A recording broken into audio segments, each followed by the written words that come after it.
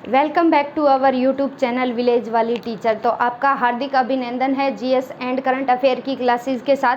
तो आप चाहे किसी भी एग्ज़ाम की तैयारी कर रहे हैं, Chandigarh, PRT, Haryana, group C या डी, एसएससी की, हर एक एग्ज़ाम में साइंस एंड टेक्नोलॉजी का एक ना एक क्वेश्चन तो पूछा जाता है। तो चलिए आज हम हमारी क्लास में आज हम पढ़ने वाले हैं science and technology, science and प्रौद्योगिकी। ये इम्पोर्टेंट क्यों है exam of point of view से? क्योंकि हाल ही में हमने चंद्रयान 3 की सॉफ्ट लैंडिंग की है मून पर, ठीक है, मून के साउथ पोल पर। इस वजह से भी ये क्लास जो है इम्पोर्टेंट रहने वाली है। हालांकि मैंने चंद्रयान 3 के बारे में 2-3 वीडियो में बता दिया है डिटेल में। अगर आप चंद्रयान के बारे में जानना चाहते हैं तो वहाँ से आप वीडियो देख सकते हैं। तो यहाँ हम शुरुआत करते हैं साइंस एंड टेक्नोलॉजी की, यानी पहले हमारा भारत साइंस एंड टेक्नोलॉजी के मामले में कहाँ था और आज हम कहाँ स्टैंड कर रहे हैं, कहाँ पहुँच चुके हैं आज़ादी के बाद। आज़ादी के बाद शुरुआत होती है सबसे पहले क्या है, नासा। हम सबसे पहले कोई भी हमें काम करना होता था साइंस का, साइंस या टेक्नोलॉजी का, तो हम सोवियत संघ रूस के साथ मिलकर किया करते थे। बात करेंगे उसके बारे में। तो सबसे पहले हमारा जो इसरो है, जो भी हमारे स्पेस के रिसर्च और ऑर्गेनाइजेशन होते हैं, इसरो करता है इंडियन स्पेस रिसर्च ऑर्गेनाइजेशन। इसकी स्थापना होती है 1969 में, इसकी स्थापना होती है। लेकिन इसका मूल रूप से आधिकारिक नाम दिया जाता है 1 अप्रैल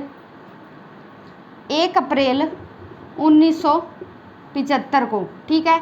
1 अप्रैल 1975 को इसे आधिकारिक नाम दिया गया ISRO Indian Space Research Organisation, इसे आधिकारिक नाम दिया गया। हालांकि हमारा जो स्पेस है, स्पेस साइंस की शुरुआत 1969 में हो चुकी है और इसे नाम दिया गया है 1 अप्रैल 1975। फिर हमने क्या किया, इंडिया ने सबसे पहले आर्यभट्ट सैटेलाइट की लॉन्च की। जो पहला हमारा कृत्रिम उपग्रह था वो सोवियत संघ के साथ मिलकर हमने क्या की, उसकी लैंडिंग की। उसके बाद एक से एक इनसेट है, साइट है। हमने साइंस और प्रौद्योगिकी में क्रांति ला दी। और आज हम मिशन क्या है, आदित्य L1, यानी हम सूर्य के बारे में भी क्या है रिसर्च करने को तैयार है। हमारे पास ऐसी आज के डेट में टेक्नोलॉजी है। और हमने क्या है, परम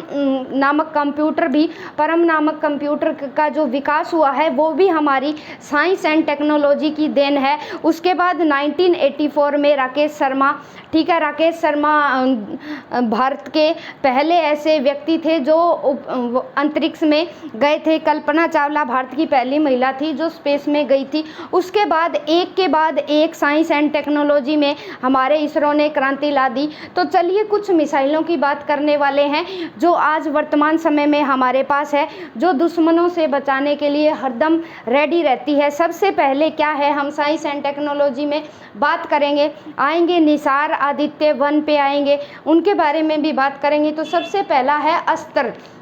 अस्त्र कौन सी मिसाइल होती है? ये भाई फेंक कर चलाया जाने वाला हथियार है, ठीक है, फेंक दिया और वैसा हथियार है अस्त्र। और ये क्या है, हवा से ही, हवा में वार करता है, यानी ऊपर ही वार करता है। यानी ये सतह पे से नहीं छोड़ा जाता कि ज़मीन से किसी भी दुश्मन को ट्रैक करना हो तो ज़मीन से छोड़ा गया और जहाँ छोड़ा गया लक्ष्य फिक्स था वहाँ ये क्या है, हवा में ही हमने रखा हुआ है और हवा में ही वार करता है। कौन सा भाई, अस्त्र मिसाइल। ये फेंक कर चलाया जाने वाला हथियार है जो हवा से ही मार करता है। और कहाँ तक मार कर सकता है, इसकी क्षमता क्या है, ये 80 से 110 किलोमीटर की दूरी तक क्या है, मार कर सकता है। कौन सी मिसाइल, अस्त्र मिसाइल, ठीक है। इसे क्या है, हेड ऑन मोड में सुपरसोनिक गति से दुश्मन के विमान को रोकने और नष्ट करने में सहायक है। वेरी इंपॉर्टेंट बात है भाई। इसका क्या काम है, क्यों बनाया गया है अस्त्र हथियार बनाया गया है। इसे फेंक कर चलाया जाने वाला हथियार बोला जाता है। हवा में वार करता है, 80 से 110 मीटर की दूरी में दुश्मन को मार गिराता है। हेड ऑन मोड, जब ये ऑन मोड में होता है तो ये सुपरसोनिक गति क्या होती है, जो क्या है, ध्वनि से भी ज़्यादा तेज चलती है, साउंड से भी तेज चलती है, वो होती है सुपरसोनिक। यानी इतनी जल्दी हमारी साउंड किसी के पास नहीं पहुंच पाती, इतनी जल्दी हमारा अस्त्र जो हथियार है वो पहुंच जाता है दुश्मन के विमान को रोकने के लिए और नष्ट करने में सहायक है। ठीक है, जैसी डायरेक्शन दी जाती है कि दुश्मन अटैक करने वाला है, विमान को रोकना है, तो ये अस्त्र हथियार रोक देगा। और क्या है, उसको वहीं की वहीं, अगर खतरा ज़्यादा महसूस हो रहा है तो वहीं की वहीं मार के गिराना है, तो उसको नष्ट करने में सहायक है हमारा अस्त्र हथियार। एक बार फिर देख लीजिए, फेंक कर चलाया जाता है, हवा से हवा में वार करता है, 80 से 110 किलोमीटर की दूरी तक दुश्मन को रस्ते नाबूद करने के लिए तैयार है।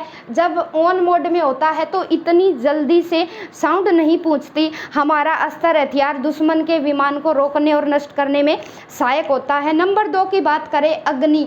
अग्नि क्या है, ये मार्क मिसाइल है। मार्क मिसाइल है यानी निशाना बताया जाता है इसको, सतह से हवा में मार।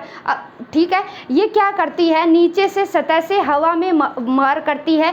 अस्त्र तो क्या था, हवा से हवा में मार करती थी, ये एक मार्क मिसाइल है अग्नि। ठीक है, हवा से सतह में वार करती है। और अभी तक अग्नि की 5 रेंज बन चुकी है, यानी अग्नि 1, अग्नि 2, अग्नि 3, अग्नि 4, अग्नि 5 हमारे पास अग्नि है। अग्नि की जो मिसाइलें हैं वो हमारे पास 5 रेंज आज की डेट में हमारे पास तैयार है, और इसे अग्नि देवता के नाम पे बनाया गया है। और सबसे ज़्यादा हमारे प्राउड की बात इसलिए भी है कि जो हमारे स्पेस साइंस में जितने भी न्यू इन्वेंशंस होते हैं वो क्या है, संस्कृत लैंग्वेज में उनके नाम रखे जाते हैं। इसके पीछे लॉजिक ये है कि हमारे इतिहास के बारे में जानकारी मिलती है बच्चों की, जो हमारी पुरानी भाषा रही है संस्कृत पूर्वजों की, उनको जानने में बच्चों को मदद मिलती है। ठीक है, अग्नि हो गया, अस्त्र हो गया, पृथ्वी है, सूर्य है, ब्रह्मोस है, ये सभी के सभी संस्कृत के नाम है। और ये हमारे लिए एक गौरव की बात है कि हम प्राचीन भाषा का इस्तेमाल करते हुए हमारे स्पेस साइंस में आगे बढ़ रहे हैं। अग्नि है, ये सतह से हवा में वार करती है, और 5 रेंज हमारे पास बन चुकी है। अग्नि देवता के नाम पे इसका नाम रखा गया है। और ये क्या है, इंटरकॉन्टिनेंटल बैलिस्टिक मिसाइल है। ठीक है, कौन सी मिसाइल है भाई, इंटरकॉन्टिनेंटल बैलिस्टिक मिसाइल अग्नि 5। और मारने की क्षमता क्या है, देखो 5000 से 8000 किलोमीटर तक मार गिराती है भैया। देखो कितनी दूरी तक, 5000 किलोमीटर से 8000 किलोमीटर तक अग्नि 5 की क्या है, मारने की क्षमता है। और इसे इंटरकॉन्टिनेंटल बैलिस्टिक मिसाइल बोला गया है, अग्नि 5।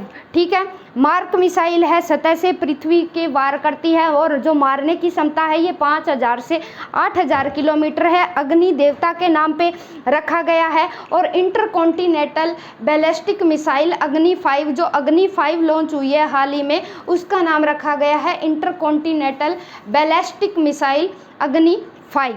ठीक है, चलिए फिर बात करते हैं हम पृथ्वी। पृथ्वी भी एक मिसाइल है, और आज तक हमारे पास पृथ्वी की 2 रेंज बन के तैयार हो चुकी है। और ये क्या है, छोटी दूरी की सतह से मार करने वाली है, यानी थोड़ी बहुत छोटी दूरी के लिए हमें यूज करना है तो हम पृथ्वी मिसाइल का यूज करेंगे।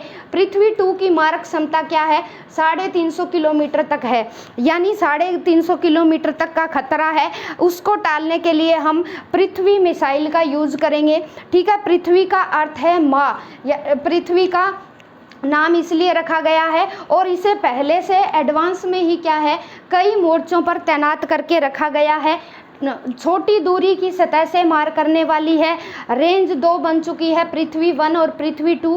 पृथ्वी का मतलब माँ है, और संस्कृत शब्द पृथ्वी के नाम पे इसका नाम रखा गया है।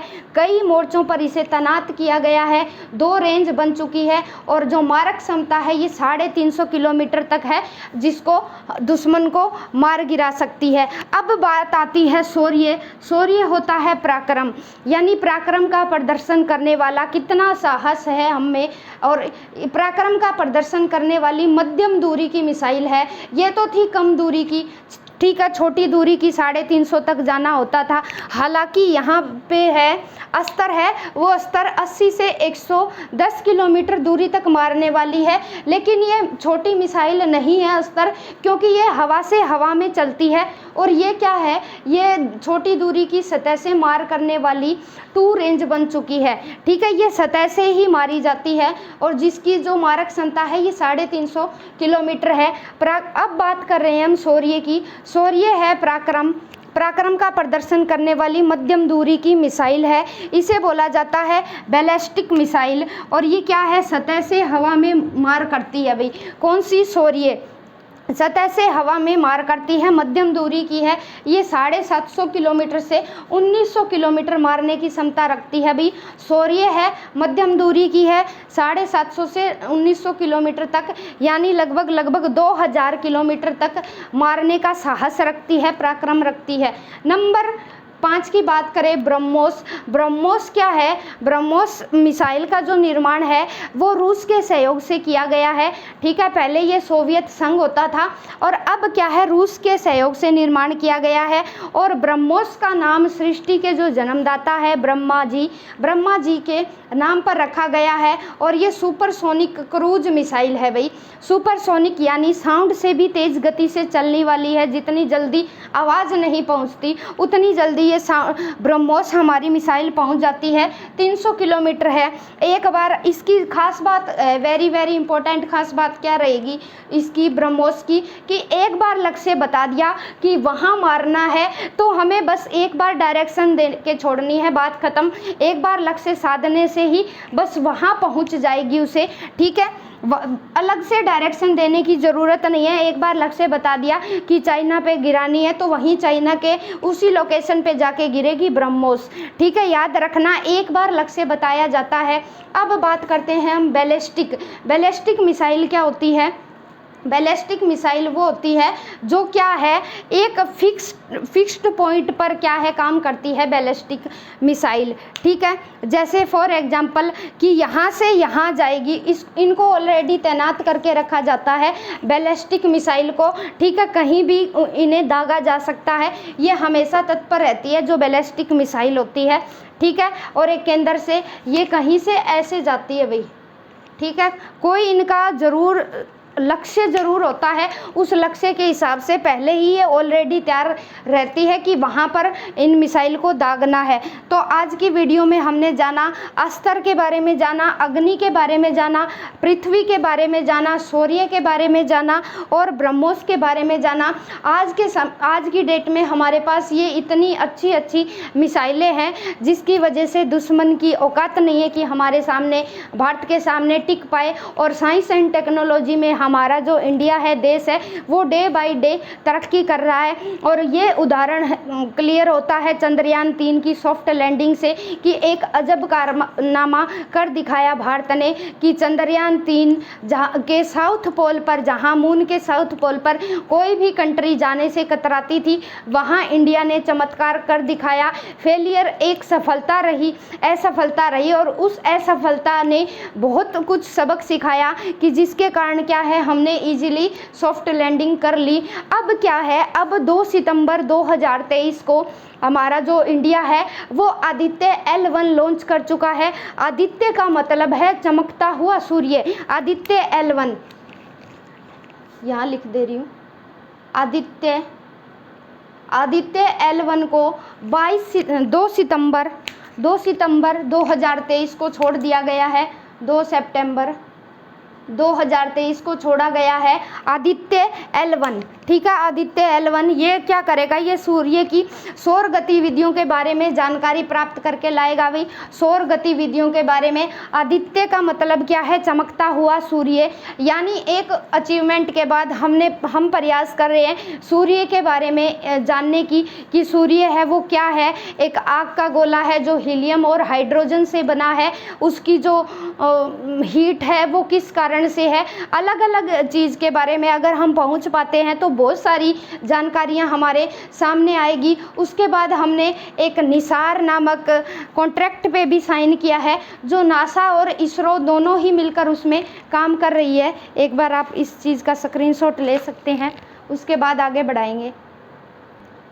चलो कल की वीडियो में ही करेंगे इनके बारे में। निसार है और गगनयान है, गगनयान की तैयारी में लगा हुआ है। ठीक है, गगनयान की तैयारी में हमारा जो इंडिया है वो लगा हुआ है। हमारा इसरो है वो क्या है, उसने आदि महिला का रोबोट तैयार किया है जो बिल्कुल महिलाओं की तरह ट्रीट करती है। उसका इतना इतना पेट तक का पोर्शन बनाया गया है, जिसके 2 हाथ है, जो बोलती भी है, एक महिला की तरह व्यवहार करती है।